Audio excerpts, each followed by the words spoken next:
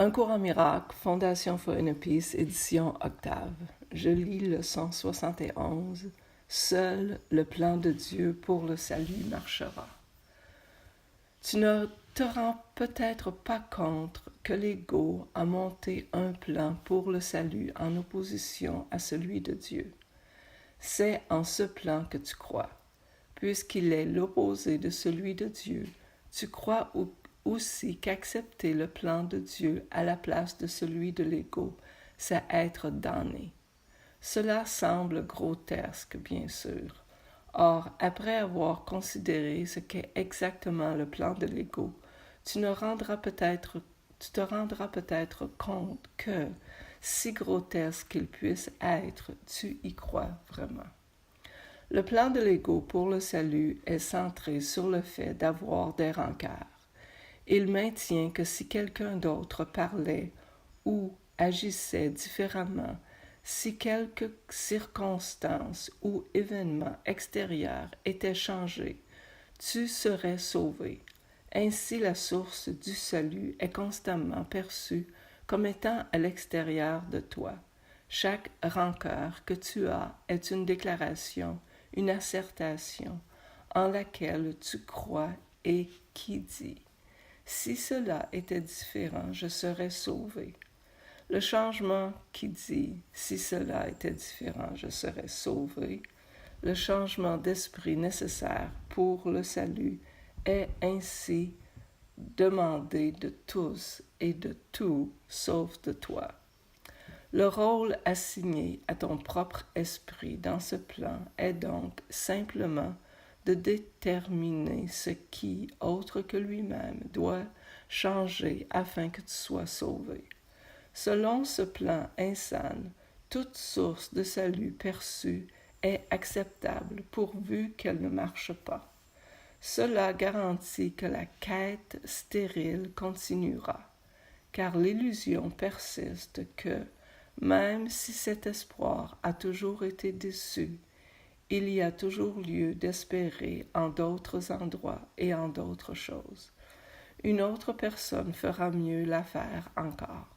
Une autre situation promettra encore le succès. Tel est le plan de l'ego pour ton salut.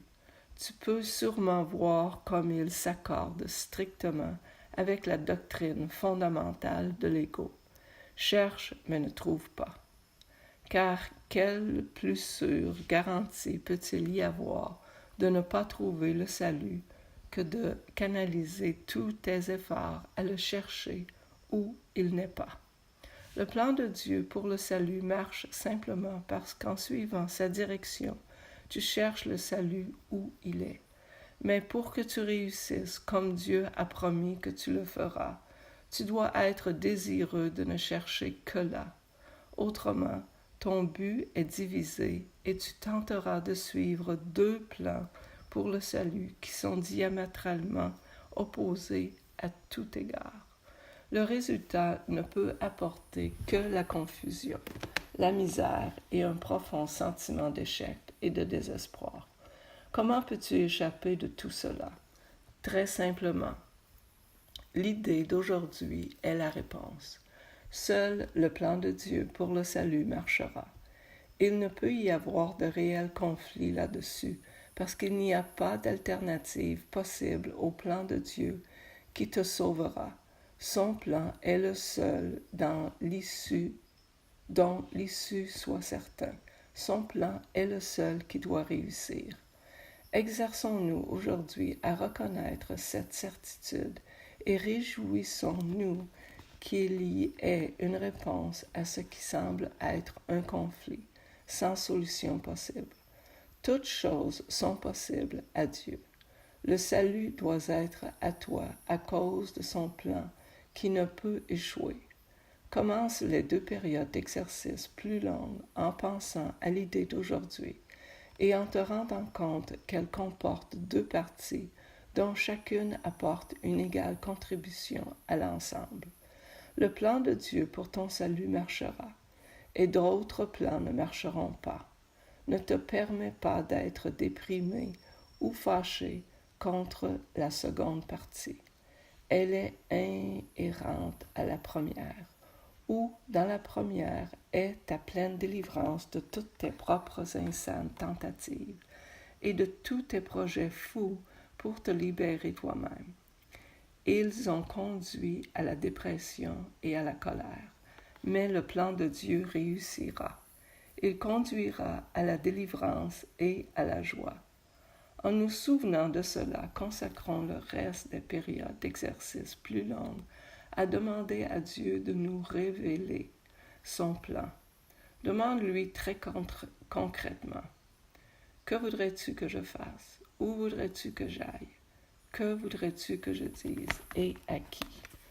Mets-le en charge du reste de la période d'exercice et laisse-le te dire ce qui a besoin d'être fait par toi dans son plan pour ton salut. Il répondra en proportion de ton désir d'entendre sa voix. Ne refuse pas d'entendre. Le fait même que tu fasses les exercices prouve que tu as quelque désir d'écouter. Cela suffit pour établir ton droit à la réponse de Dieu.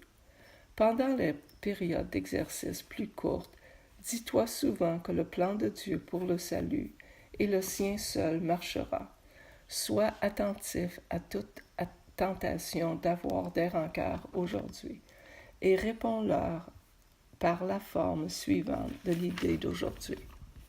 Avoir des rancœurs est l'opposé du plan de Dieu pour le salut, et seul son plan marchera. Essaie de te souvenir de l'idée d'aujourd'hui quelques 6 ou 7 fois par heure. Il ne pourrait y avoir meilleure façon de passer une demi-minute ou moins que de te souvenir de la source de ton salut et de la voir là où elle est. Merci.